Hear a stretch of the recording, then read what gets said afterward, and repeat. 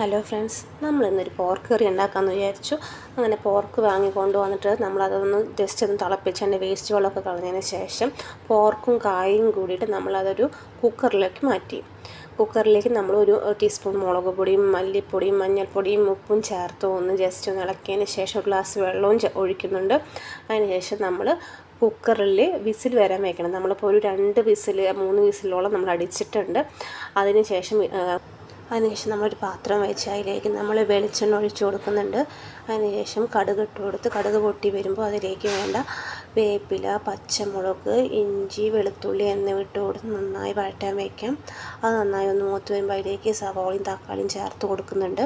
സവോളയും തക്കാളിയും നന്നായിട്ട് ഒന്ന് സോട്ട് ചെയ്ത് കൊടുത്ത് വഴറ്റി വരാൻ വേണ്ടി നമ്മൾ കുറച്ച് ഉപ്പ് ഇട്ട് കൊടുക്കുന്നുണ്ട്. അങ്ങനെ അത് വഴറ്റി വരുമ്പോൾ അതിലേക്ക് വേണ്ട നമ്മൾ പൊടിവകകൾ ചേർത്ത് കൊടുക്കാം. നമ്മളതിലേക്ക് ആദ്യം കുറച്ച് മഞ്ഞൾപ്പൊടി ഇട്ട് കൊടുക്കുന്നുണ്ട്. അതിന് ശേഷം മല്ലിപ്പൊടി, മുളക് പൊടി, ഗരം മസാലപ്പൊടി ഇവ ഇട്ട് കൊടുത്ത് നന്നായി വഴറ്റി കൊടുത്ത് പച്ചമണമൊക്കെ മാറിയതിന് ശേഷം നമ്മുടെ പോർക്കും കായും ഇട്ട് കൊടുക്കുന്നുണ്ട്. പോർക്കും കായും ഇട്ടതിന് ശേഷം അതിലേക്ക് നമ്മൾ കുറച്ച് കുരുമുളക് പൊടിയും ആവശ്യത്തിന് വെള്ളവും ചേർത്ത് വേണം നമ്മൾ തിളപ്പിക്കാൻ വയ്ക്കാൻ.